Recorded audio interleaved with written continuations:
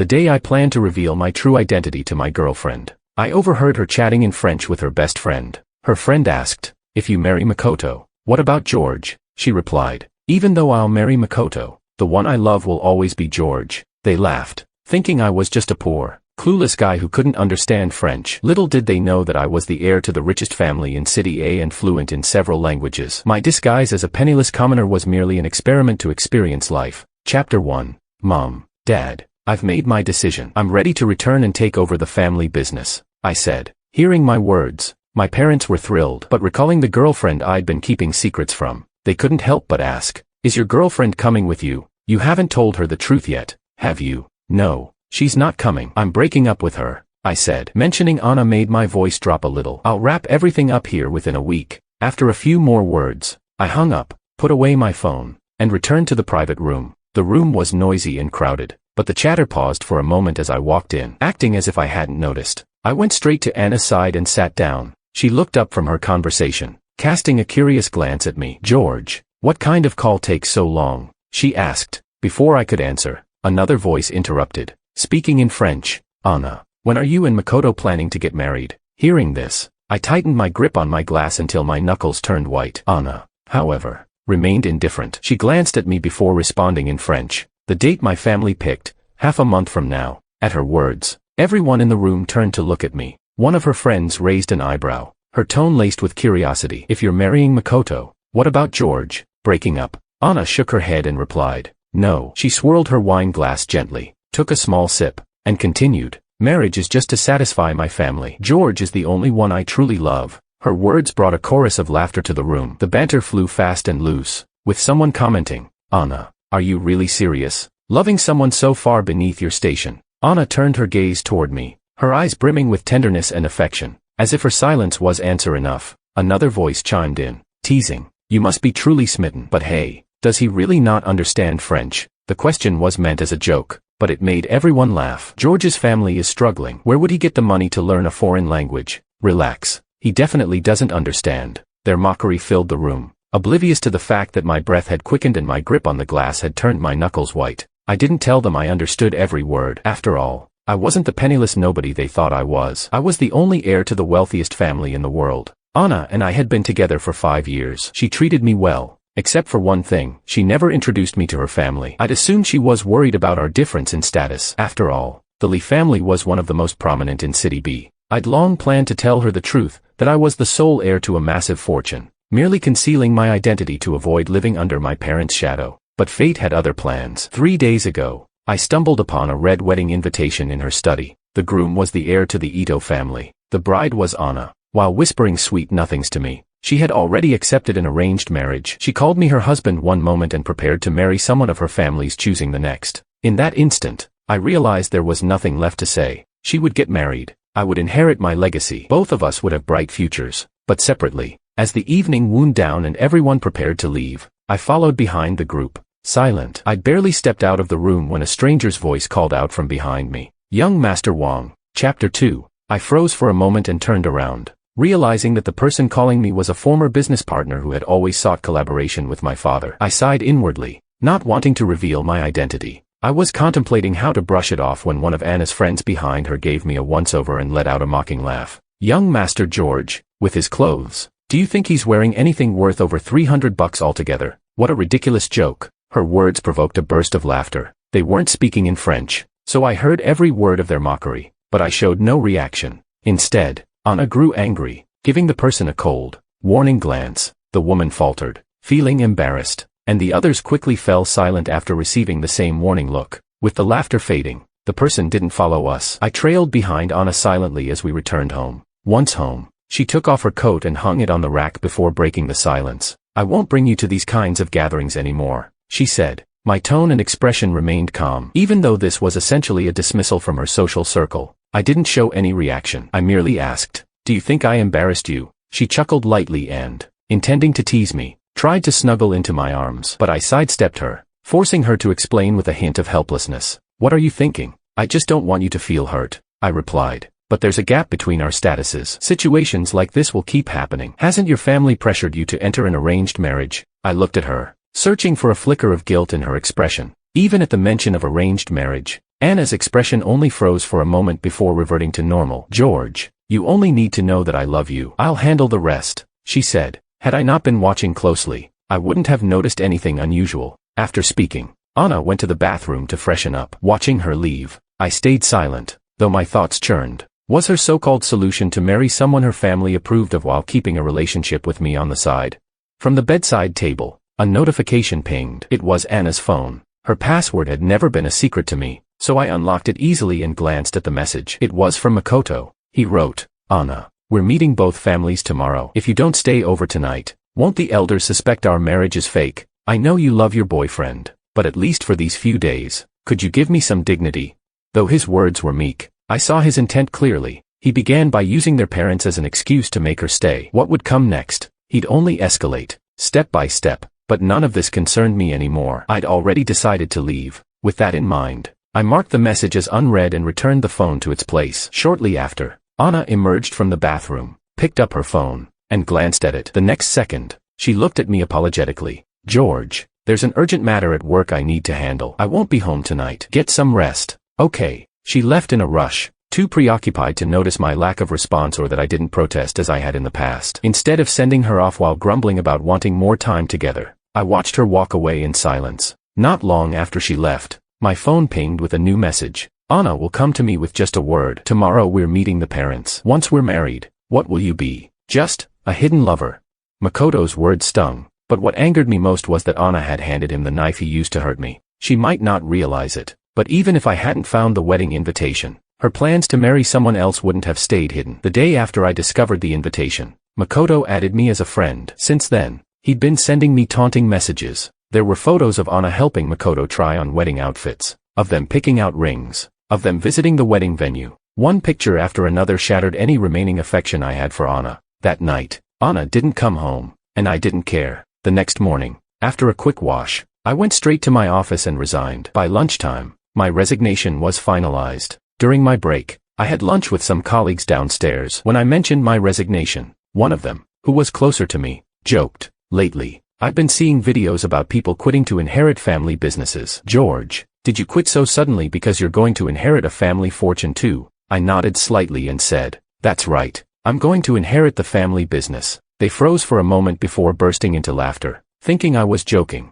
I smiled but didn't elaborate. After lunch, I packed my belongings into a box and went straight home. When I arrived, Anna was there. Seeing me with the box, she asked curiously, "Did you quit?" I nodded and carried the box to the bedroom. Her brows furrowed tightly as she called out, "You loved that job. Why did you suddenly quit?" I paused, looked at her, and smiled. "Because I've found something I want to do even more." Chapter 3. Hearing my response, Anna didn't ask further. She simply said, "If the work is too tiring, just come back. Seeing you work so hard every day breaks my heart." "George, we have enough money in our family to support the both of us." I shook my head and replied firmly, "I'm not a freeloader." Anna was taken aback. "How could you ever be?" I cut her off, not wanting to hear more. "Why are you home so early today? Didn't go to work?" She said, "Work's been so busy lately that I haven't had time to spend with you. I wanted to make time for us today." Her frown softened, and she quickly became the sweet, doting girlfriend I'd always known. "What do you want to do? Shall we have dinner or watch a movie?"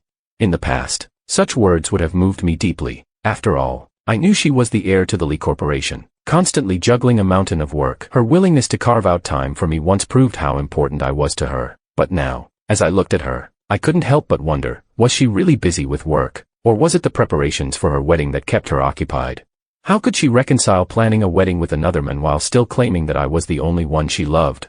Ultimately, I didn't expose her lies. There were only a few days left. Soon, I would disappear from her life entirely. I shook my head to decline her suggestion and thought for a moment before saying, "How about helping me with some spring cleaning? There are a lot of old things in the villa that we don't need anymore." Anna agreed, and we spent a long time sorting through items. By the end, the things I had gathered for disposal were all items we had once purchased as a couple. From mugs to accessories, clothes to slippers, all were thrown into the trash without hesitation. As the pile of discarded couples' items grew, the smile on her face began to falter. By the time I threw the last item into the bin, her unease was unmistakable. "George, did you find out something?" she asked nervously. "What could I know? Is there something you're hiding from me?" I raised an eyebrow, avoiding her question with one of my own. She averted her gaze, unable to meet my eyes. After a moment of silence, she grasped my hand tightly. "George, No matter what happens, just remember, I love you. I smiled faintly but said nothing more. After finishing the cleaning,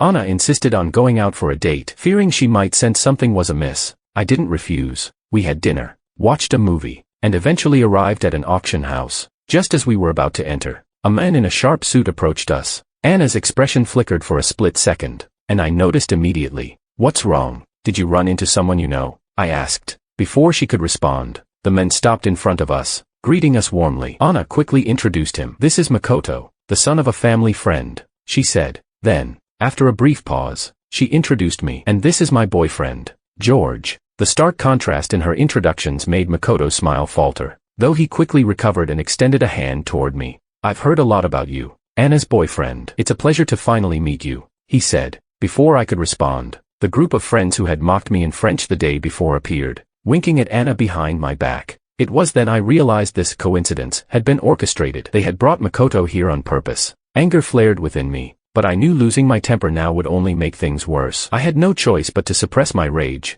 At the auction, Makoto's seat was right next to Anna's. Unlike his provocative texts, in person he was charming and knowledgeable. When he learned of Anna's interest in porcelain, he engaged her in animated conversation. Anna, who had been distant at first, gradually leaned closer to him. It wasn't until I coughed that Anna seemed to remember my presence. She turned to me with a soft voice, saying, "Are you bored, George? I know you're not interested in these things. If there's anything you like, just bid for it." Before I could reply, the hushed whispers of her friends behind me reached my ears. Though they tried to keep their voices low, we were only separated by one row of seats, and I could hear every word. Anna sure knows how to save face for George. Even if he's interested, what does it matter? He probably doesn't even know how to place a bid. Ha! Exactly. This must be his first time at a high society auction. Chapter 4. The women continued their mocking chatter, occasionally glancing in my direction. Although they pretended to whisper, it felt like they were deliberately speaking loud enough for me to hear. I didn't react. Soon enough, they'd be standing respectfully before me, addressing me as young Master Wang. As the previous item was sold, the next piece was brought to the stage, a jade sculpture of longevity cranes and pine trees. The quality of the jade was exceptional, and the auctioneer introduced it as a work by the renowned Chan, the Grand Master of Jade Sculpting. Makoto's excitement was immediate. Raising his bidding paddle, he turned to Anna. "This piece is invaluable. Anna, your grandmother's birthday is coming up. This would be the perfect gift for her." Hearing the name, Chan, I instinctively glanced at the sculpture. One look was enough to tell me all I needed. My voice was calm as I said, "It's fake." Makoto turned to me, disbelief etched on his face. He wanted to retort, to call me a clueless bumpkin, but with Anna seated beside him, he forced a smile. "And how, Mr. Wang, did you come to that conclusion?" "Because the real one was gifted to his grandmother by the Wang family heir," I said plainly. "There is only one such sculpture in the world. The genuine piece resides in my family's collection, which makes the one on stage undoubtedly fake." Though my intention was to save him from making a mistake, my words had the opposite effect. Makoto burst into laughter, and Anna's friends joined in, ridiculing me openly. "George, stop pretending to know what you're talking about. It's embarrassing." One sneered. "Right, so, the real piece was gifted by the Wang family heir. What, did you crawl under their table and see it yourself? Just because your last name is Wang doesn't mean you're related to them." Their jeering grew louder, only stopping when Anna shot them a cold look. She turned to me, holding my hand as she spoke gently. "George, I know you've been reading books on art appraisal lately, but expertise doesn't come from books alone. Makoto grew up attending auctions and has a deep understanding of jade carving. Naturally, he knows more than you." Her tone was measured, but her words carried the same disbelief as the others. I chuckled softly but said nothing. In the end, Makoto bid an exorbitant 100 million yuan to secure the jade sculpture. As he swiped his card, I couldn't help but smile. I wondered how Anna's grandmother would react when she learned that her family had spent 100 million on a counterfeit sculpture. I didn't stop him or concern myself with it further. Rising from my seat, I excused myself to the restroom. As I washed my hands, a familiar voice sounded behind me. "George, I thought I made myself clear, yet here you are, shamelessly clinging on. Do you really want to be the third wheel that badly?" The voice was sharp and grating, a far cry from the composed, polished Makoto from earlier. I raised my gaze and turned to face him. "Mr. Ito, let's get one thing straight. I've been with her for 5 years. If anyone's the third wheel here, it's certainly not me." With that, I prepared to leave, but he stepped forward, blocking my path, a cold sneer on his face. "Yes, 5 years, he mocked. "And yet she still won't marry you. Haven't you ever wondered why? I'm the heir to the Ito family, and she's the heir to the Lee Corporation. We're a perfect match. But you, a father who gambles, a sick mother, A broken-down family with nothing to offer. What makes you think you're worthy of her? I froze briefly. That backstory was something I had fabricated myself, but it surprised me that Anna had shared it with Makoto. I chuckled bitterly, imagining that if my circumstances were truly as pitiful as I'd pretended, Anna would have handed him yet another weapon to wound me. You're right, I said with a faint smile. You're the perfect match. I wish you both the best. With those words, I stepped past him and walked away. Moments later, my phone rang. It was my mother. George, you need to hurry back. Everyone is waiting for you, and we've prepared so many gifts for your return, she gushed. Your father and I bought you a castle overseas. Your aunt got you a diamond watch once worn by a British king. And your uncle, he's filled an entire garage with luxury cars for you. Listening to her rattle off the family's extravagant preparations, I couldn't help but shake my head. Mom, I'm coming back to inherit the family business, not to bankrupt it. Just as I finished speaking, a familiar voice sounded from behind me. What family inheritance? Chapter 5. I froze for a moment, instinctively ending the call. I couldn't help but wonder why so many people loved sneaking up behind others to speak unexpectedly. Turning around, I saw Anna's less than pleasant expression. After a brief pause, I explained. It's nothing. My old colleagues asked what I'd do after resigning, so I joked about going home to inherit the family business. Anna frowned slightly. I wasn't someone who usually joked about such things. She seemed to sense something was off and was about to speak when I stepped forward, calling back to her. Coming? There are still a few jewelry pieces left to showcase. Hearing this, Anna assumed I was interested in buying some antiques, so she nodded and followed me back to the auction. Once seated, Anna bid on several high-value antique items. After winning, she had them packed and handed over to me. I looked at the boxes in my hands and said softly, I don't need these things. Anna hugged me with a smile. You'll get used to it. Don't worry about wasting money. I'll buy you treasures for the rest of our lives. I opened my mouth but ultimately didn't say what I wanted to. I didn't need these cheap trinkets. My collection was priceless. As the auction concluded and attendees began to leave, Anna and I, along with the others, prepared to head out. Everyone had driven separately, so we could have just gone our separate ways. But as soon as Anna and I got into the car, Makoto appeared, tapping on the passenger side window. The window rolled down, and he no longer carried the sharp, mocking tone he'd used in the restroom earlier. Anna, my car broke down. Could you give me a ride home? He asked with a smile. Anna frowned, about to decline when Makoto quickly added, your parents did ask me to look after you and spend more time with you, didn't they? You haven't forgotten, have you? Anna's expression darkened slightly. After a moment's hesitation, she reluctantly agreed. Makoto's smile widened, and he pushed further. But I get carsick and can't sit in the back. What should we do? Anna glanced at me, about to speak, but I had already opened the door and moved to the back seat. The fluidity of my movements left her momentarily stunned. By the time she reacted, I was already seated in the back, my eyes closed as if preparing to rest. Anna's words caught in her throat, leaving her visibly uncomfortable. She wanted to say it was just a seat and not worth fussing over, but as she glanced at me in the rearview mirror, I had already shut my eyes. Makoto climbed into the passenger seat, closing the door with a triumphant smile. In his mind, he thought, George, even if she likes you now, so what? Everything I want will eventually be mine, including her heart. It's only a matter of time. Feeling smug, his tone was unusually soft as he said, Mr. Wang seems tired. Let him rest for a while. Perhaps sensing my mood, Anna didn't converse much with Makoto. She nodded silently and started the car. At some point, I genuinely fell asleep. When I woke up, the car was parked in the Lee family's garage, and Makoto was nowhere to be seen. Anna touched my face gently. You're awake. You seem to be sleeping so soundly. I didn't want to disturb you. Still groggy, I nodded and opened the car door, stepping out without waiting for her. I walked straight toward the house. Anna quickly got out and caught up with me at the door, blocking my path. Are you upset? Makoto really is just a family friend's son. Don't overthink it, she said. I gave a nonchalant hum, assuming I was still angry. Anna grabbed my hand, her tone soft. He really is just a family friend. Darling, you know you're the only one I love. She seemed to remember that it had been a while since we'd been intimate. Just as she leaned in to kiss me, I pushed her away. Her shocked expression lingered in my mind as I entered the house. I'm not feeling well. I'll rest in the bedroom, I said, locking the door behind me, ensuring she couldn't follow. The next morning, we sat in the dining room, having breakfast. My phone buzzed, a reminder alarm I had set long ago. The note read, meeting the parents. Anna saw the message too. This was part of my original plan to reveal my true identity. I'd suggested that she meet my parents, and she had agreed. Our eyes met, and I was thinking of how to cancel the meeting when her phone rang. It was Makoto.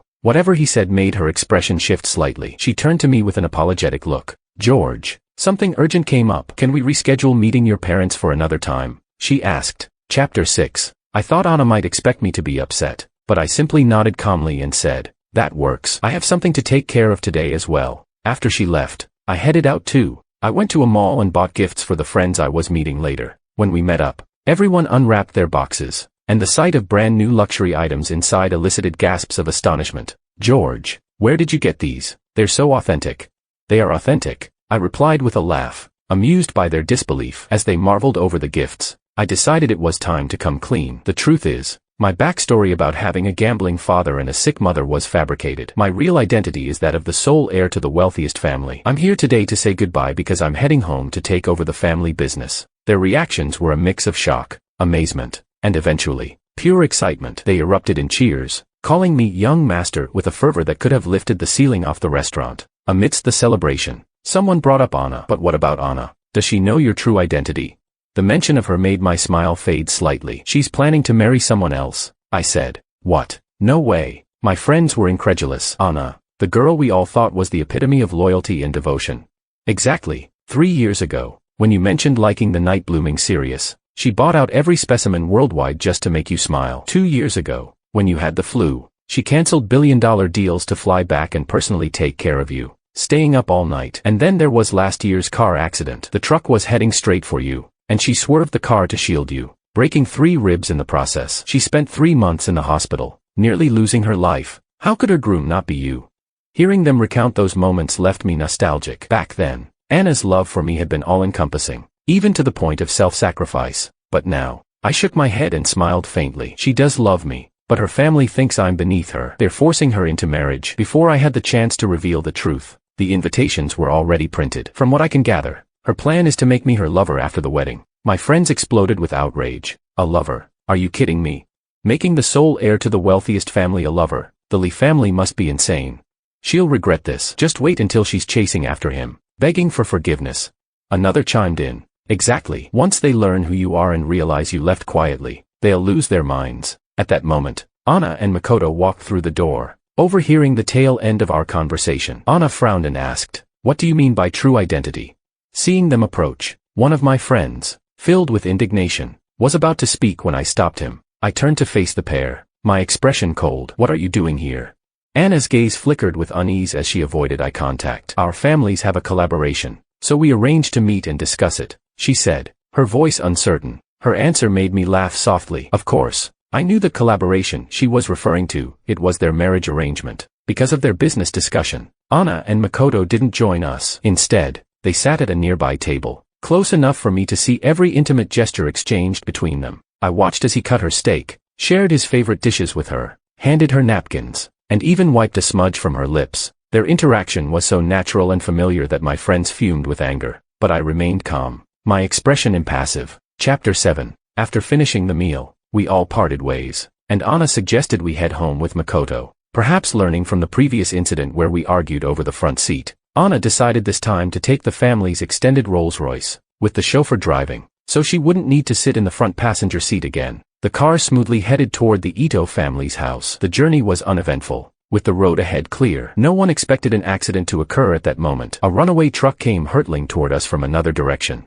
The driver instinctively swerved the steering wheel, but the sound of a loud crash followed as the two vehicles collided. As the windows shattered, I was thrown toward the opposite side due to the force. Just before I lost consciousness, I saw Anna protect Makoto beside her, shielding him from harm and soothing his panic. My vision blurred, and I suddenly remembered the car accident my friends had mentioned earlier. It was during our 4th year together. My feelings for her were still at their most intense. At that very intersection, a truck came speeding toward us, just like this one. I was facing the truck's path. In a moment of fear, Anna realized she couldn't avoid the collision. She swerved the car, forcing her side to face the truck. The front of the car was crushed in, and she was pinned in the driver's seat. Firefighters and doctors worked tirelessly to rescue her, and it took hours to get her out of the car. She nearly died that day, but when she woke up from the danger, the first thing she asked was about my safety. Now, in the same kind of accident, the difference was that she instinctively shielded Makoto, not me. The rear of the extended Rolls-Royce was completely mangled, and after everyone had gotten out of the car, Anna, still calming Makoto, finally noticed me. I was silently holding my bleeding forehead, but luckily my injury wasn't severe. After some treatment at the hospital, the doctor advised me to stay for observation for 2 days, just because the injury was to my head. Anna, seeing the bandages on my head, looked at me with deep guilt. George, I'm so sorry. I was just thinking about the upcoming collaboration with Makoto, and he couldn't get injured. I only thought about protecting him. You can hit me, shout at me, whatever you want. Just don't ignore me, okay? Her apology was sincere, and her reasoning seemed understandable if I hadn't remembered their wedding, which was just a few weeks away. I didn't respond. I didn't say I forgave her, nor did I say I wouldn't forgive her. My expression remained emotionless throughout. Anna's apologies continued as she kept repeating how sorry she was. Suddenly, her eyes seemed to brighten with hope, and she said, "Your birthday is coming up in a few days. Can I give you your gift in advance? What do you want for your birthday? I'll get it for you." Hearing this, I finally looked up at her, my eyes still emotionless. "Then get me a plane ticket to City A, 3 days from now," she asked. "City A, what for?" She seemed surprised, but quickly answered her own question. "Do you want to travel there?"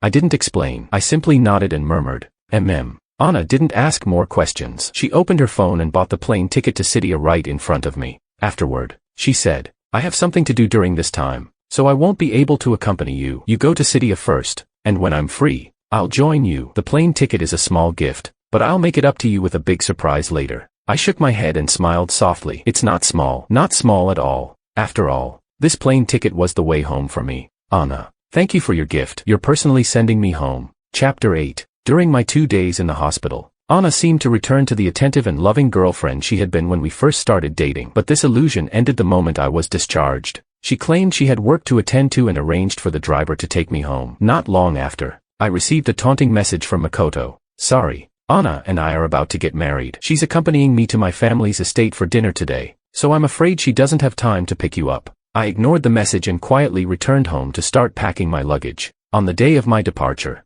I woke up early. 7 hours before my flight, I began carrying my suitcases out the door. Just as I was finishing, Anna returned. Seeing the pile of suitcases at the entrance, her face immediately betrayed a flicker of panic. "What's going on?" she asked. "I told you I was going to City A, didn't I? You even bought the ticket for me. Did you forget?" I replied, my expression calm, as if I were merely planning a vacation. But my explanation didn't convince her. She asked, "Wasn't it just for a day or two? Do you really need this much luggage?"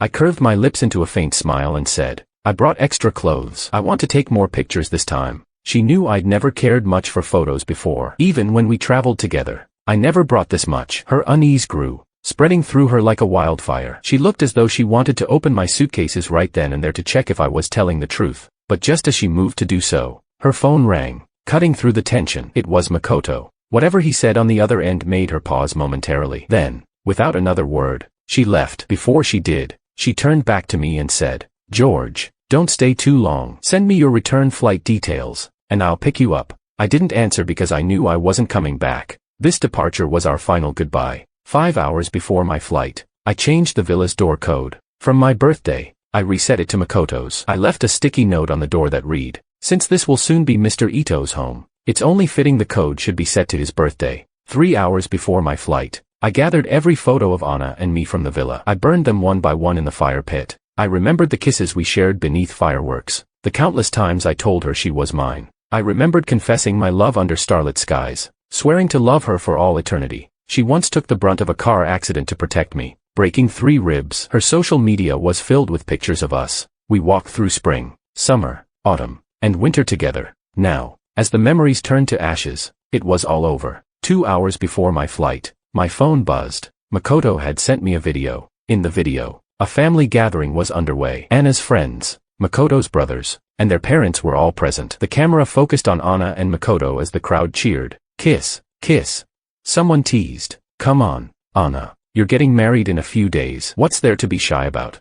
Makoto, his cheeks flushed, closed his eyes and leaned toward her. The cheers grew louder as everyone egged Anna on to kiss him. Anna hesitated, staring at him for a long moment before finally closing her eyes. She wrapped her arms around his neck and stood on tiptoe. The video ended, and another message from Makoto followed. "See that? I'm the husband the Lee family has chosen for her. With your pathetic family background, you're no match for the Lee family. You'd be lucky to marry a beggar, let alone Anna. Even if Anna loves you, her defenses are crumbling. First, she met my family. Then, she moved in with me. And just now, she kissed me. Tell me, how much longer before she's in my bed?" I didn't reply. Instead, I printed every mocking message he'd sent me over the past few days. I stacked them neatly in the empty living room. 1 hour before my flight, I added one final message to the top of the stack. "Anna, Congratulations on your wedding. We're done. Then, I dragged my suitcases out of the villa, hailed a cab, and sped toward the airport. Anna, from this moment on, I will return to being the heir of the wealthiest family. You and I are done.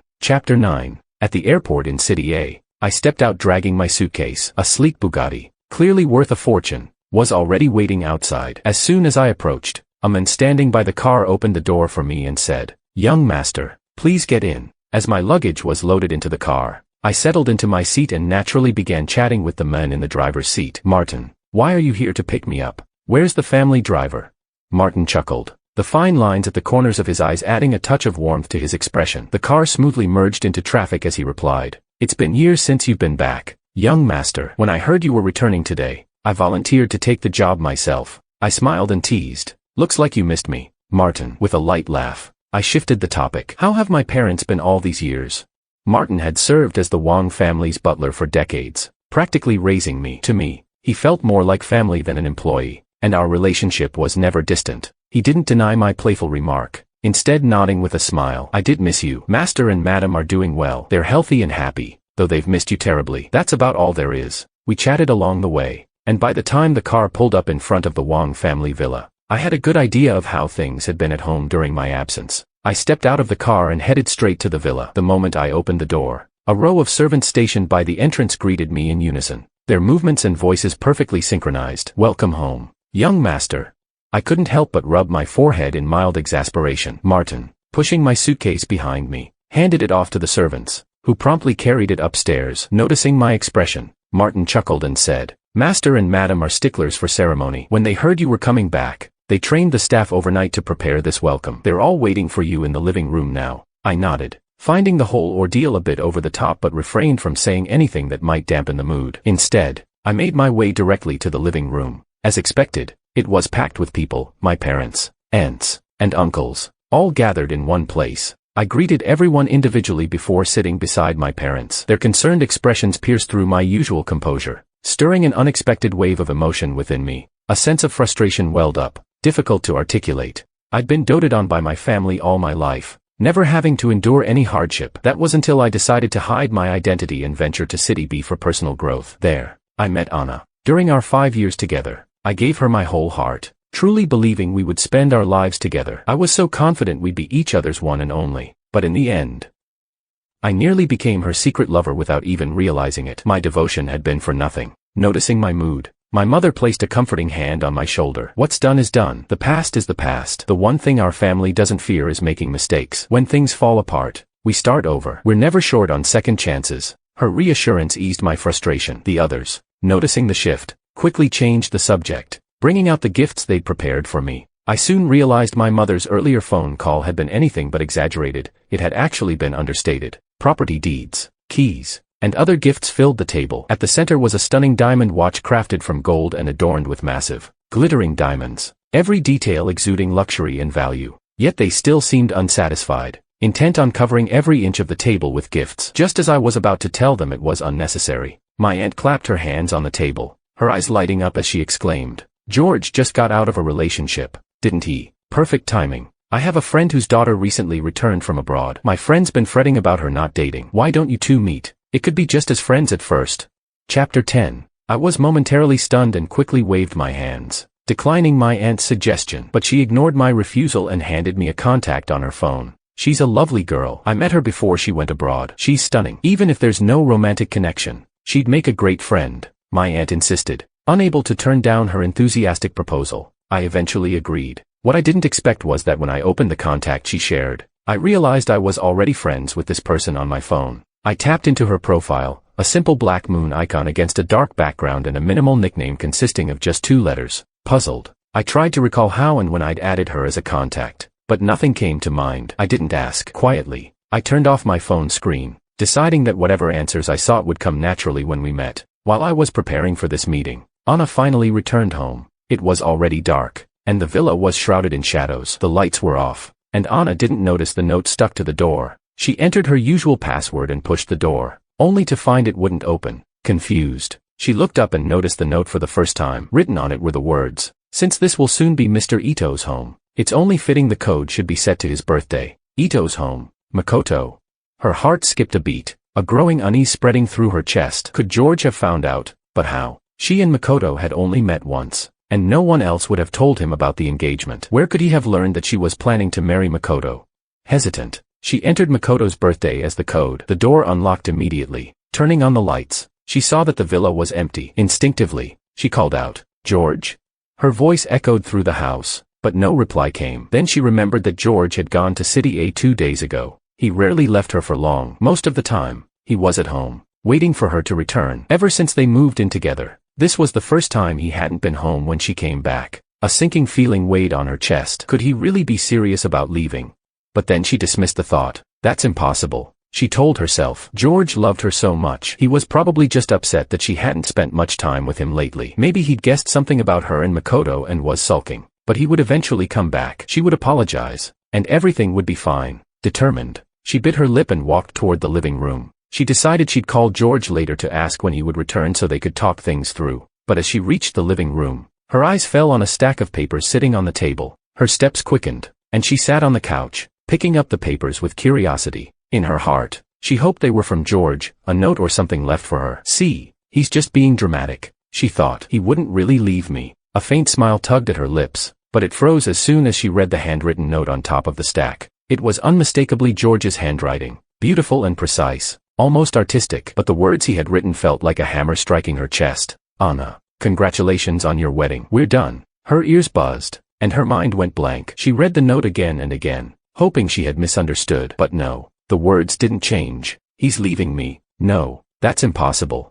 Desperation took hold of her. She ripped the note from the stack, crumpled it into a ball, and threw it away. But this action revealed the second page, a printed screenshot of a conversation. Anna froze as she recognized the profile picture and nickname of the sender. It was Makoto. The first message was sent 2 weeks ago. So, you're the lover Anna keeps hidden. Allow me to introduce myself. I'm Makoto, her fiancé. You'd better know your place and leave. When Anna and I are married, it'll be embarrassing for you to be kicked out of the villa. Whenever I call, Anna comes to me. Tomorrow, we're meeting each other's parents. Once we're married, what will you be? Just a secret lover. She loves you. So what? She already kissed me. How much longer until we end up in bed together? Interspersed among the messages were photos and videos. Anna and Makoto trying on wedding outfits, choosing rings, visiting the wedding venue. One video had been paused at the most damning frame, Makoto leaning in to kiss Anna as she wrapped her arms around his neck. Anna's hands trembled as she flipped through the pages, her heart sinking deeper with every word and image. George knew everything. Chapter 11. It was the image of her and Makoto, surrounded by their families and friends, locked in a kiss as though it were the ultimate declaration of love. The fragile thread in Anna's mind snapped, and a wave of silent panic washed over her. Her face turned pale, and she mumbled, "I don't believe it," over and over. She stumbled toward the staircase, her legs weak and trembling. As she climbed the stairs, her foot slipped, and with a thud, she tumbled down the steps. The sharp pain brought her back to reality. Gritting her teeth, she grabbed the handrail and pulled herself up, hobbling toward the bedroom. This time, she moved slower, and no further accidents occurred. She made her way to the bedroom and stopped short as she opened the door. The room was barren. Everything belonging to George was gone. Even the photo frames on the nightstands, once holding pictures of the two of them, were empty. The frames sat in their usual spots, but the photos had vanished. Anna's eyes filled with panic as realization dawned. She yanked open the closet, then the drawers. After pulling out her belongings, she saw only empty spaces where his things once were. She searched every corner of the villa, the bedroom, bathroom,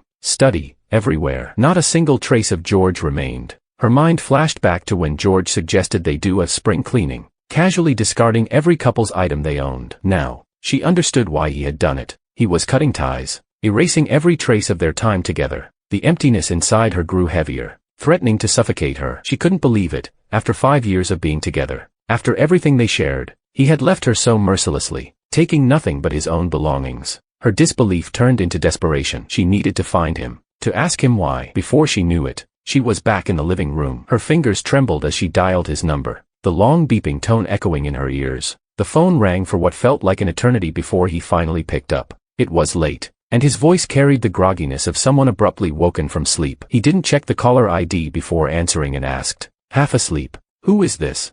"George, it's me," Anna said, her voice unsteady. Afraid he might hang up thinking it was a prank call, she rushed to add, "Where are you? I want to see you. Where are our photos?" The sound of her voice instantly snapped George awake. He glanced at his phone and saw her name displayed on the screen. Letting out a deep sigh, he realized his mistake. I forgot to block her number. Chapter 12. In the brief silence, Anna called my name again and again, her persistence grating on my nerves. Anna, I said curtly, you're about to get married. Some boundaries should be respected. As for the photos, I burned them. When Mr. Ito moves into the villa, I'm sure he wouldn't appreciate seeing such things. Meeting up is even more unnecessary. You're about to marry someone else, so why would you want to meet your ex-boyfriend? Hearing that I had burned the photos, Anna felt her heart shatter. But it wasn't just the loss of the photos, it was the finality in my rejection that hurt the most. George, I didn't agree to break up, she said hastily, her voice trembling. It's not what you think with Makoto. The only person I love is you. How could you abandon me like this? Her voice faltered, and I could hear the faint sound of her crying. I paused. Anna rarely cried. In our 5 years together, I had only seen her cry once, after the car accident. Despite being the one gravely injured, she had wept uncontrollably upon seeing the unavoidable wounds on me, her usual composed demeanor utterly shattered. This was the second time. I never denied the love Anna once had for me. In fact, it was because I had witnessed the depth of her love that I could tell when it began to waver. She might still love me, but I was no longer the only one she loved. That's why, when faced with choices, I was the first to be sacrificed, whether it was her secretly considering making me her lover or instinctively saving Makoto during the car accident. I was no longer her priority. So even as I heard her sobs and felt her sadness, my heart remained unmoved. Anna, I said evenly, we broke up. Breaking up doesn't require mutual agreement. And if anyone abandoned this relationship, it was you. You gave up on us first. How can you accuse me of abandoning you now? Let me make this clear, we are over. Please don't contact me again. Each word struck Anna's heart like a dagger. She opened her mouth to speak, her eyes filled with sorrow. George. She barely managed to utter my name before the call disconnected. The sound of the line cutting off left her stunned. When she tried to call me back, she found her calls wouldn't go through. Blocked. Anna tried other ways to reach me, but every message she sent returned with a red exclamation mark. Defeated. She collapsed onto the couch, her gaze falling back to the stack of papers on the table. Staring at the pile, her sadness and anger boiled over. She swept the papers off the table with a forceful swipe, sending them fluttering through the air. Pages floated down onto the table, the couch, and the floor with a rustling sound. Makoto. This is all Makoto's fault. If he hadn't stirred things up, George wouldn't have left so decisively. The final page landed in front of her. On it was the last message Makoto had sent to George. So what if he loves you? You've already kissed me. How much longer until we're in bed together? Anna's eyes darkened as she read those words, her gaze heavy and unwavering. After a long moment, she let out a cold laugh. Her lifeless eyes flashed with a sudden, vicious glint. Makoto, she muttered to herself, I told you long ago that the only person I'd ever love is George. How dare you go after him? Since you're so eager to get married, why don't I give you a wedding gift? Chapter 13. Unaware of Anna's thoughts, I calmly blocked her number and every other way she could contact me. Once done, I placed my phone aside and drifted into a deep, peaceful sleep. That night, I slept better than I had in a long time. The next day marked my first day at Wong Group, and I woke up early. Despite being confident in my ability to establish myself in the role, I was determined to avoid giving anyone any reason to criticize me, especially on my first day. Wong Group was a family business with a history spanning over a century. Its reach extended across industries, fashion, luxury jewelry, fragrances, cosmetics, skincare, and even household goods. Not only did the company have a presence in these fields, but it also led them. Initially, I had planned to start from one of the company's smaller brands and work my way up. However, my parents insisted that I was capable of handling greater responsibilities and directly placed me in the position of CEO. By the time I officially assumed the role, news of a young, dashing CEO parachuting into Wong Group had spread throughout the industry. While I was stepping into this new chapter, Anna was drowning her sorrows at the largest club in City B with her friends. Even though they knew I had broken up with Anna after discovering her engagement to Makoto, none of them took it seriously. One of her friends sneered, he's just upset about being sidelined. Breaking up was probably a rash decision. Didn't he quit his job recently? Don't worry, Anna. Once he burns through his savings, he'll come crawling back. After all, who else is going to clean up after his gambling father and sickly mother? Exactly, another chimed in. Guys like him, wannabe gold diggers who dream of marrying up, always react this way when reality hits them. Give it some time, and he'll come begging. Right, did he really think he could be your husband? He should be grateful for the life he's had with you, luxuries he'd never even dreamed of before. The mocking comments about me went on and on, their voices grating and incessant. Even Anna, who had been silently drinking, found them unbearable. Her face darkened, and without warning, she smashed her glass against the table. The sharp sound of shattering glass and scattering shards silenced the room. In the sudden quiet, Anna's icy voice cut through. "Have you said enough?" Her friend stared at her, stunned into silence. No one could understand what had triggered her anger. It wasn't the first time they had spoken about me like this, often even in her presence. And Anna had never defended me before, so why now? Maria, seated closest to Anna, was the first to break the silence. She frowned but dismissed Anna's outburst as nothing serious. With a mocking chuckle, she said, "What's wrong, Anna?" Still upset, "We know you care about him, but let's be real. He'll never let go of someone as rich as you. Trust me, he'll come crawling back within 2 weeks, and then it'll be up to you to decide how to handle him." The moment Maria finished speaking, Anna raised her head and glared at her. Her eyes were sharp, her voice icy. "Apologize." Maria froze, confused. "Apologize to him," Anna repeated, her tone cold and unwavering. It was only then that Maria realized Anna was genuinely angry because of their comments about me. Still, Maria tried to brush it off. "Anna, come on, why are you so worked up? We're not wrong, are we? He's just a poor guy who latched onto you for money. You didn't argue with us before when we said the same things." Chapter 14. Maria's comment caused Anna to freeze. The sharpness in her eyes faded, replaced by confusion. So they had said things like this about George before, and she had let it slide every time. She rummaged through her memories, searching for instances where she might have defended him, only to realize Maria was right. This wasn't the first time her friends had belittled George. Whether George was absent or present but unable to understand their French, Anna had always chosen to stay silent. Only when they mocked him directly in front of him did she occasionally interject, but those objections were half-hearted, more for show than genuine defense. That realization hit her like a punch to the gut. Her tacit acceptance of their comments mirrored her true thoughts at the time. Her chest tightened, and she found herself at a loss for words. Instead, she reached for another drink and began downing one glass after another. Yet amidst her guilt and regret, a glimmer of hope surfaced. George had a gambling father and a sick mother. Now he had no job. Perhaps, given time, he really would return to her. Meanwhile, her friends shifted the conversation. "Did you hear about Wang Group? They've just appointed a new CEO. One of them said, "I heard it's the Wang family's eldest son." Another chimed in, "Apparently, he's been away for years, training himself. Now that he's back, they handed him the company right away. Well, he's their only heir. It makes sense that everything would go to him eventually, even if he's parachuted into the role. He's probably been groomed for this all his life." Honestly, it's wild how some people are born into such privilege. Even with the same last name, the difference between people can be staggering. Anna had no interest in the conversation and stayed silent, drowning in her thoughts as the number of empty bottles in front of her grew. She paid no attention to the mention of the Wang family's eldest son returning after years of being away. Nor did she realize that George's departure and the note he left her were not just out of anger but the truth. By the time the gathering ended, it was late at night. Anna had drunk so much that she could barely stand. Concerned for her safety, Maria called Makoto to pick her up. When Makoto arrived, only Maria was left with Anna, who was slumped over and barely conscious. Maria handed Anna over to him with a teasing smile. "Take good care of her, brother-in-law. Make sure she gets home safely." She gave him a knowing look before grabbing her car keys and leaving Makoto alone with an intoxicated Anna. Instead of taking her to the Lee family villa, Makoto brought her to his own. Once inside, he carried her into the bedroom and placed her gently on the soft bed. He carefully wiped her face and tucked her in before lying down beside her. "Anna," he whispered, "we're getting married anyway. What's the harm in moving things forward a little?"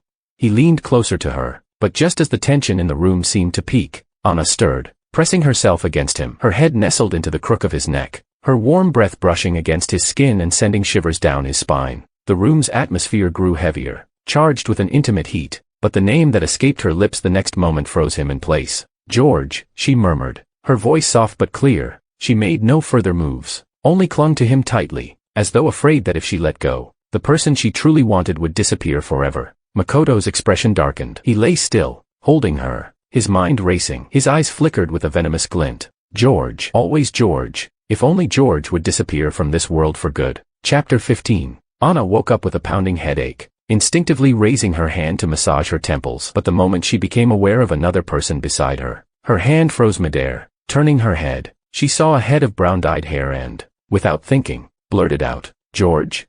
The moment the name left her lips, she realized something was off. George was still in City A, and he had ended things so decisively just days ago. There was no way he would be lying next to her now, let alone with dyed hair, something he had never done. A sense of dread crept over her as she pushed the person beside her with sudden force. The man, startled awake, tumbled off the bed with a loud thud. Makoto groaned as he hit the floor, rubbing his side before looking up to see Anna glaring at him with an icy expression. "What are you doing here?" Her voice was cold, devoid of any warmth, making Makoto's face flush with both embarrassment and frustration. If it had been someone else looking at him with such disdain, he might have been able to elicit pity with his pitiful expression. Even the old Anna, before her breakup with George, might have softened, but the Anna standing before him now was the one who had read every word of his taunts to George. Seeing that Anna remained unmoved, her expression growing darker, Makoto suppressed his irritation and quickly explained, "You were drunk last night. You wouldn't let me take you back to your villa, so I had no choice but to bring you to my place." It was only then that Anna noticed her surroundings. She had been so consumed by anger earlier that she hadn't realized she wasn't in her own bedroom.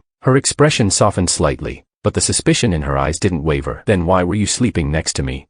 Makoto's face flushed deeper. He stammered, I planned to leave after settling you in, but you wouldn't let go of me." His hesitant demeanor and words made Anna's eyes darken further. Whether or not she believed him, she didn't say. She simply stood, giving him a cold, pointed look before walking out of the room. Pausing at the door, she bit her lip and said, "Makoto, stop playing games. The only reason we're getting married is because you're obedient and easy for my parents to handle. If you try this again, I won't hesitate to replace you." Makoto's face twisted with anger as he watched her leave. His jaw clenched so tightly it was a wonder he didn't crack a tooth. Meanwhile, in City A, I glanced at yet another unknown number flashing on my phone screen. For the first time, I found myself likening Anna to a relentless leech that refused to let go. After I had blocked her number, there had been blessed silence for a while, but recently, for reasons I couldn't fathom, she had started calling me from different numbers. Each time I blocked one, another would spring up in its place. I sighed in frustration as I disconnected and blocked yet another number. Finally, the incessant ringing stopped. Exhaling slowly,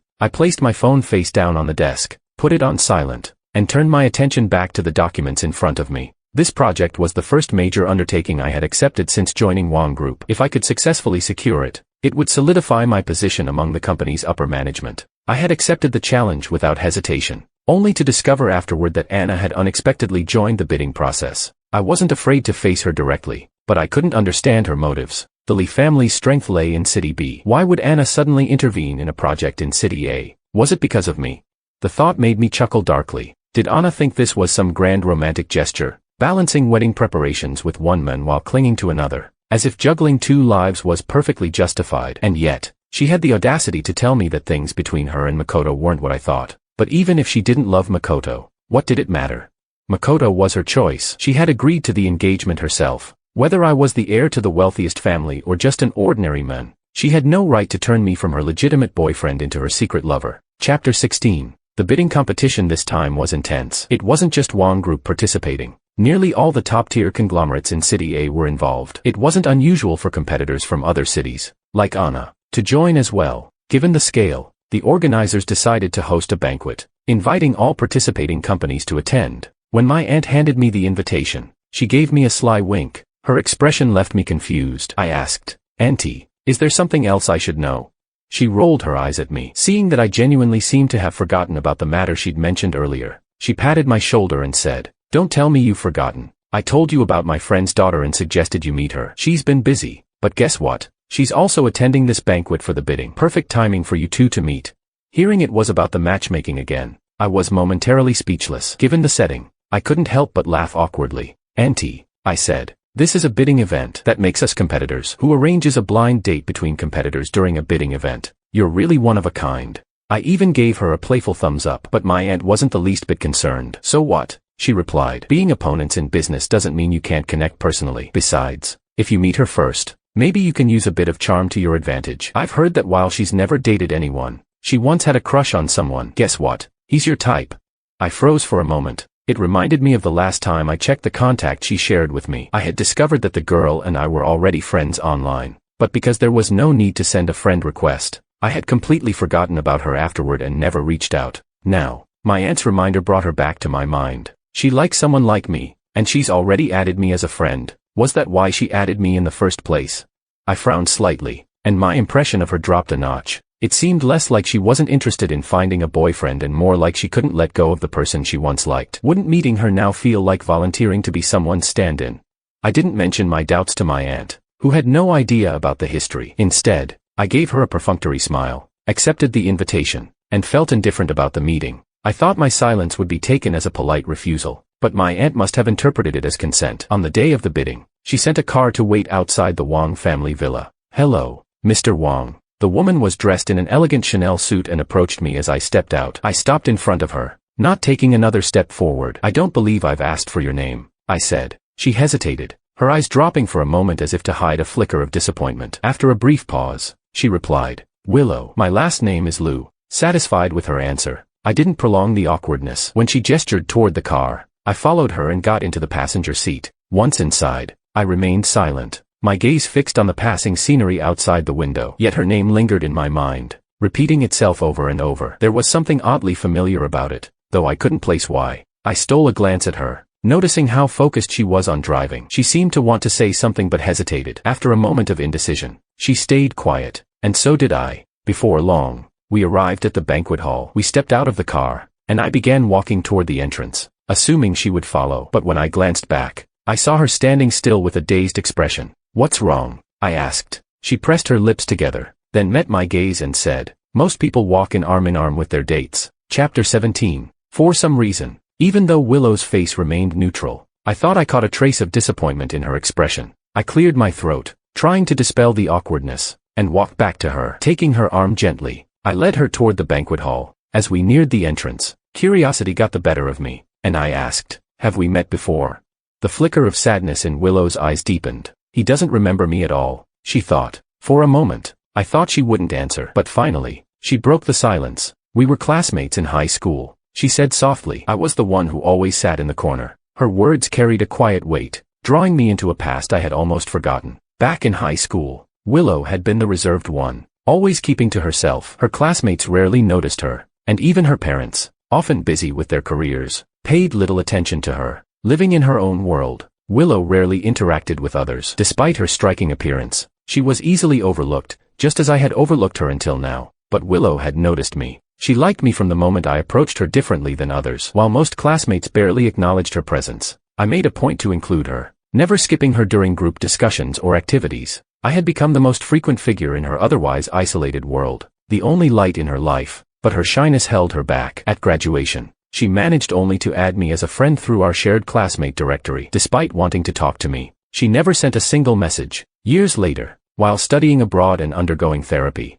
she learned through mutual acquaintances that I was in a relationship. Heartbroken, she decided she would remain a silent observer in my life, content as long as I was happy. But when she heard about my breakup, hope rekindled within her, and so, she returned. Hearing Willow's explanation, fragments of memory resurfaced. I recalled the quiet girl who always sat at the edge of the classroom. Yet looking at her now, poised and composed at such a high-profile event, I found it hard to reconcile the girl she had been with the woman she had become. "You've changed a lot," I said, unable to hide my surprise. "You're even more beautiful now." Her cheeks turned red, and she averted her eyes shyly. The banquet hall buzzed with energy. People milled about, chatting and networking. We had just stepped inside when the sound of hurried footsteps behind us caught my attention. I turned instinctively, only to lock eyes with two figures entering the hall. "George!"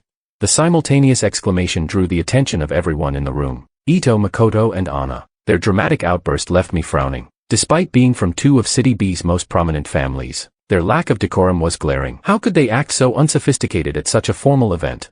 Unwilling to engage, I turned back to Willow. Taking her hand firmly, I quickened my pace, guiding her deeper into the crowd and away from the pair at the entrance. Chapter 18. Anna froze at first, shocked to see me at the banquet hall, especially holding another woman's hand. Her surprise quickly gave way to anger, overriding any sense of composure. Ignoring Makoto, who was right beside her, she hurried to catch up with us. "George, who is she? Why are you with her?" she demanded, her voice sharp and confrontational. Makoto caught up moments later, his expression contorting into a sneer as he looked between Willow and me, his gaze lingering on our intertwined hands. "Isn't it obvious?" Makoto said with a mocking chuckle. "He must have latched onto someone new after breaking up with you. How else could he get into a place like this? Someone like him could never afford to be here on his own." His tone was so smug, so self-assured, that he didn't even notice Anna's expression darkening further, nor the uncomfortable looks other attendees were giving them. Wang Group was the wealthiest family in City A. As the heir to the Wang fortune, I didn't need anyone's connections to attend this event. Anyone who understood even the basics of the business world would have realized that. Yet here stood Makoto, obliviously spouting nonsense,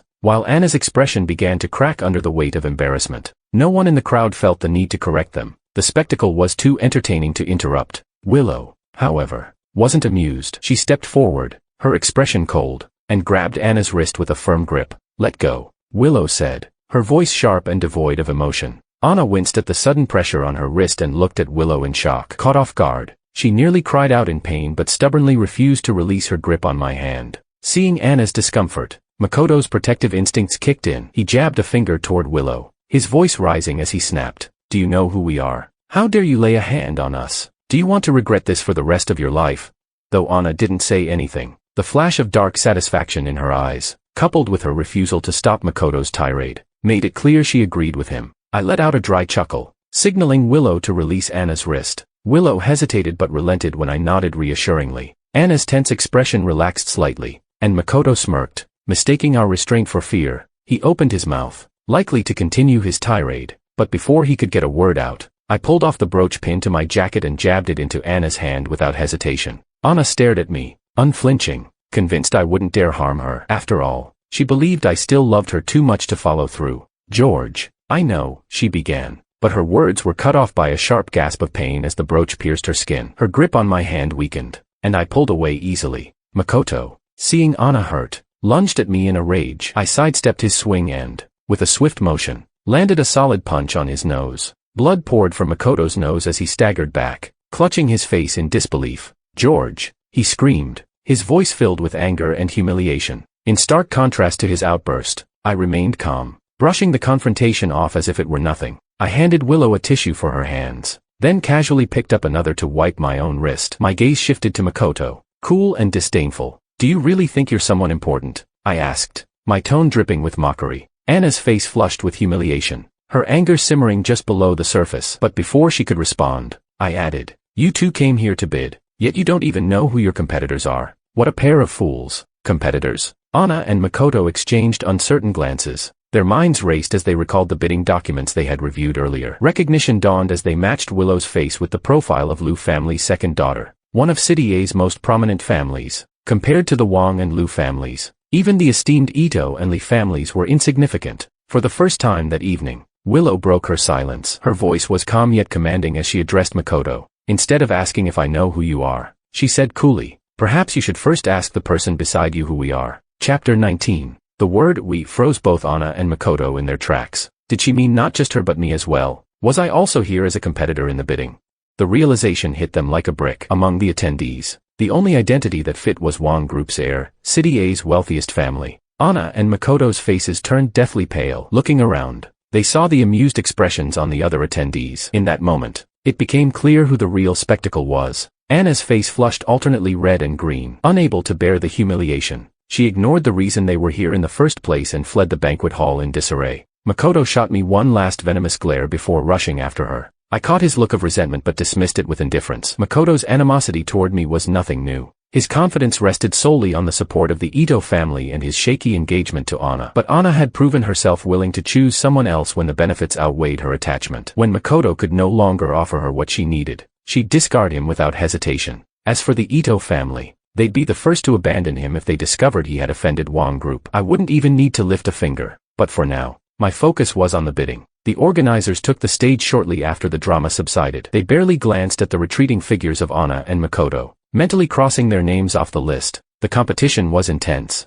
but in the end, I successfully secured the project. On the drive home, Willow was once again behind the wheel. This time, it was she who broke the silence. "Do you still like her?" she asked abruptly. Her question caught me off guard, and it took me a moment to realize she was referring to Anna. My expression turned incredulous. "Where did you get that idea?" I asked. "I thought you agreed to this blind date because you knew she'd be here and wanted to make her jealous." Willow admitted. Her assumption made sense, given my initial indifference toward her. Though I had treated Anna harshly at the banquet, the thought lingered in her mind, if I didn't care for her, why would I agree to the date in the first place?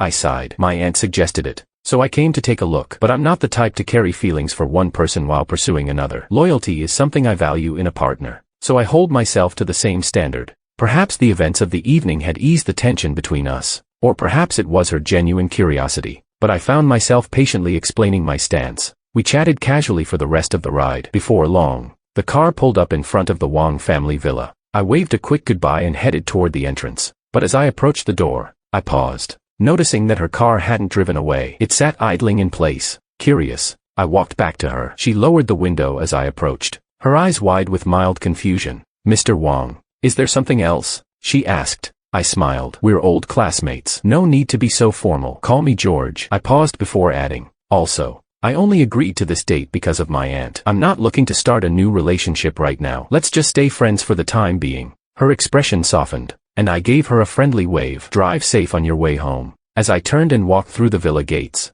her car remained parked for a moment longer, watching my retreating figure. Willow's lips curved into a faint, genuine smile. Chapter 20. Willow had waited for years, so she didn't mind waiting a little longer. As I said, we would stay as friends for now, and besides, moving from strangers to friends was already enough to make her content. That night, unlike two sleepless people in City B, both Willow and I slept soundly. The next morning, I was awakened by the incessant ringing of my phone. Groggy and half awake, I glanced at the screen and found that my social media accounts were being bombarded with notifications. The endless chimes drew my attention to malicious comments, full of vile insults and accusations. Just then, a call came in from a City B number. It was David, an old friend from my time in City B. "George," he exclaimed, his voice brimming with indignation. "Have you seen the stuff online? These people just blindly believe whatever they hear. They're even accusing you, the heir to the richest family, of meddling in someone else's relationship. You have to clear this up. Make sure those slandering you face the consequences."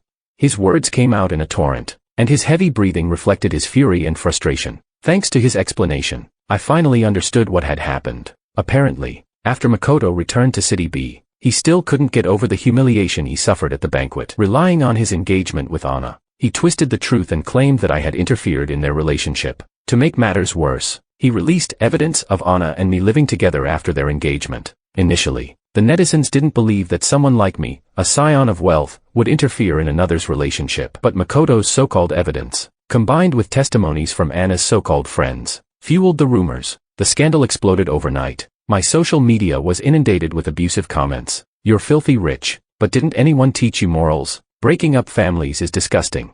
Rich heir or not, you're shameless and immoral. Boycott George, boycott Wong Group." Among the storm of insults were some who hurled vile and obscene remarks, while others, more rational, called for patience in my response. Unfortunately, the latter were drowned out by the majority. I spoke calmly into the phone. "I'll take care of it. Don't forget, I'm the heir to the wealthiest family. Wong Group's legal team isn't just for show. If he dares spread lies, he must be ready for the consequences." Hearing the confidence in my voice, David finally sighed in relief. After offering me a few words of encouragement, he hung up. Once the call ended, I returned to the internet to gauge the extent of the uproar. As I scrolled through the flood of malicious comments, I couldn't help but feel a flicker of anger. Back then, they had looked down on me, convinced I was unworthy of Anna because they thought I was poor. But now, even with my identity as the heir to the wealthiest family known to the public, where did they get the audacity to collude with Makoto to slander me? My expression darkened as I methodically captured screenshots of all the defamatory posts. Just then, my phone rang again. This time, it was another unfamiliar number. After a brief hesitation, I answered. "George," came a familiar voice, calm and reassuring. "Are you okay? Don't let what's online get to you. I know you didn't do any of those things, and you shouldn't be upset over baseless accusations. I believe my parents are already dealing with this, but if there's anything I can help with, please don't hesitate to let me know." Chapter 21. Hearing the gentle urgency in Willow's voice, I felt the frustration in my chest dissolve. A faint smile tugged at my lips as I replied, "It's all right. I'm not that fragile. It's just a rumor. I can handle it myself." "Okay," she responded softly, noticing that my tone was lighthearted. Willow seemed to relax. Yet, she lingered on the call, hesitant to hang up but unsure of what more to say. Silence enveloped us, the quiet so profound that I could almost hear her steady, shallow breathing through the line. Eventually, I broke the stillness. "Willow, thank you," I said sincerely, though the rumors didn't truly faze me. Her concern touched me deeply. I kept that last thought to myself before quickly ending the call. On her end, Willow stared at the now silent phone, feeling as though time had passed too quickly. When my parents first learned about the online abuse I was receiving, they were furious, nearly ready to personally confront Anna, Makoto, and their meddlesome friends. My father was livid. "A shameless man and a treacherous woman. They don't know their place. Throwing dirt on my son's name. Truly ignorant fools daring to provoke the Wong family." My mother wasn't far behind, rolling her eyes dramatically. "Ignorant fools. More like downright animals. How dare they?"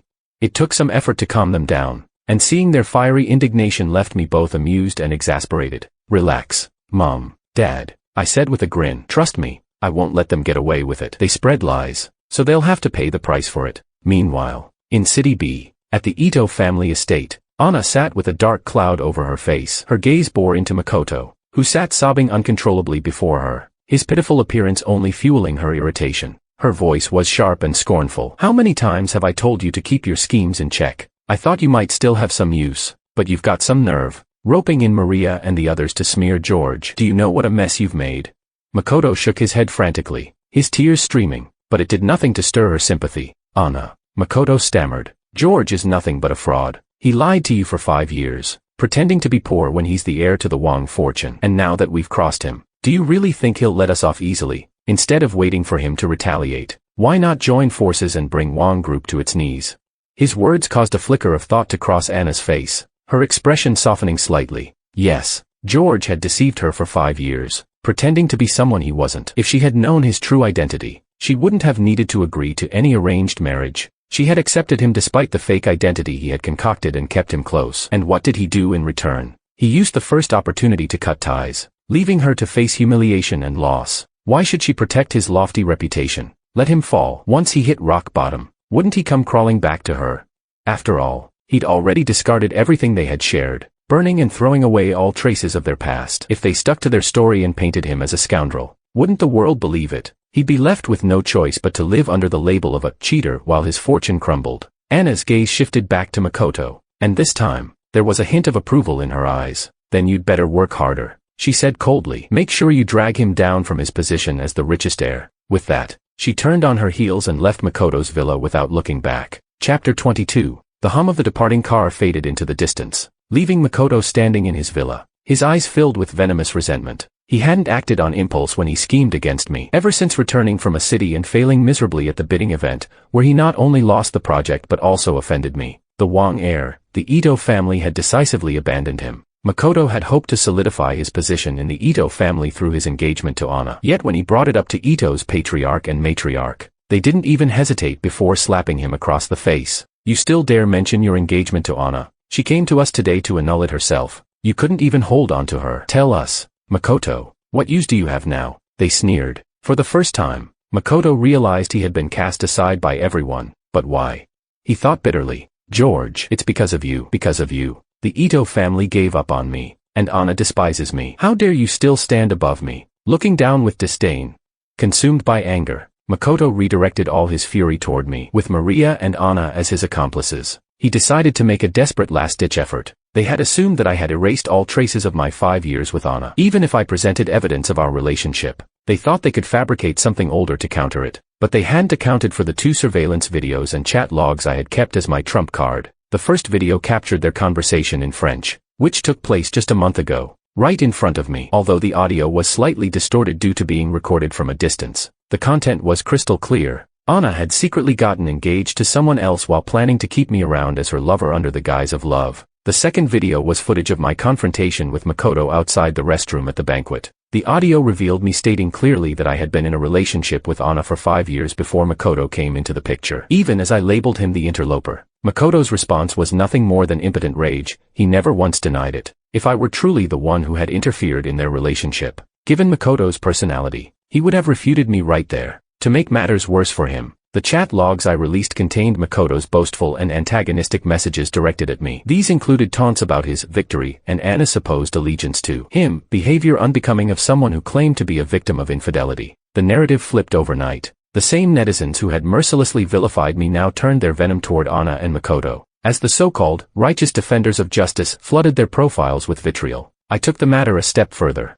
I filed a lawsuit against every individual who had slandered me online and gained significant traction with their comments. This included netizens who had jumped on the bandwagon, as well as Maria and Anna's other so-called friends. I handed the case over to Wang Group's legal team, confident in their ability to follow through. When I logged back into my social media, the comments section was finally peaceful. Any remaining dissenters were swiftly muted. Those who attempted to resume their vitriol after their bans were lifted were met with court summons appearing in their inboxes. At last, they quieted down for good. To address the supportive messages I had received, I posted a tweet to express my stance. The law is clear, and justice prevails. Only those with guilty consciences fear rumors. As for me, I will wield the law to defend my rights. Chapter 23. Makoto was completely abandoned. I didn't focus much on the aftermath. I trusted that the legal team would make sure they paid for their actions. However, when I heard that Makoto had to represent himself in court, without even a lawyer to defend him, I couldn't help but feel a little pity. Honestly, if Makoto had stayed out of my way, he could have kept up the appearance of a perfect marriage with Anna, just another ordinary wealthy couple. But he was never satisfied. While I was still close to Anna, he wanted to push me out. Once I left, he blamed me for everything he'd suffered and tried to step all over me. In the end, this was his fate. Even Anna's sisters, led by Maria, who always believed that birthright determined everything, eventually had no choice but to side with Makoto. They too were dragged into the lawsuit. It was all unnecessary. On the other hand, Anna, the central figure of all this, had never spoken out publicly. By choosing silence, she managed to distance herself from the entire affair. When the legal team representative came to see me with the final verdict, he reported that, due to the severity of the case, those involved, despite continuing to shout their innocence in court, were all sentenced to 2 years in prison due to their poor attitude and my refusal to settle. Netizens later commented that it was an incredibly rare sight to see a group of rich heirs crying as they were locked away in prison, and perhaps this would be the only time in their lives they'd witness something like that. After hearing about their sentences, I didn't follow up with the case. What surprised me, however, was that Anna came to see me once again. At that moment, I was discussing dinner plans with Willow. When the phone on the front desk rang, the receptionist said, "Mr. Wong, a Miss Lee says she'd like to meet with you." I paused, looking over at Willow, who had, in just a month, brought down the Lee group, and hesitated for a moment before agreeing. I was curious why Anna would seek me out now, after everything had completely soured between us. I had imagined Anna might be struggling, but when I saw her, I was taken aback. It had only been a few months, but I barely recognized her. The woman sitting in front of me, frail, worn out, and looking at least 10 years older, was the same Anna who had once been so radiant and full of life. I was shocked for only a moment, before quickly regaining my composure and adopting the same cold, distant demeanor I always kept in front of her. Anna, clearly surprised to see Willow sitting beside me, seemed to lose her breath for a moment, but she quickly regained her composure, knowing that she had no leverage in front of me anymore. With a face full of regret, she sought my last bit of mercy. "George, I know I wronged you before, but I never lied to you. I've always loved only you. Please, for the sake of our past, let go of Lee Group." She lowered herself completely. The arrogance she had once subtly displayed when we were together, now absent. She looked completely different, almost like a shadow of her former self. I spread my hands, shook my head, and then pointed to Willow sitting beside me. "Chapter 24, I said. "The person who wanted to bring down Lee Group is not me. Why don't you ask her?" I smiled, but the smile didn't reach my eyes. I continued, "Moreover, Anna, haven't you already drained our past relationship, when you secretly got engaged to someone else, intending to keep me around as just a lover? When you and your sisters mocked and belittled me in French, never once considering to stop them. When Makoto and your friends spread rumors about me, and you quietly stood by, never once intervening. Now, you're talking about our past relationship. Why didn't you think about it back then, when you were doing all these things?"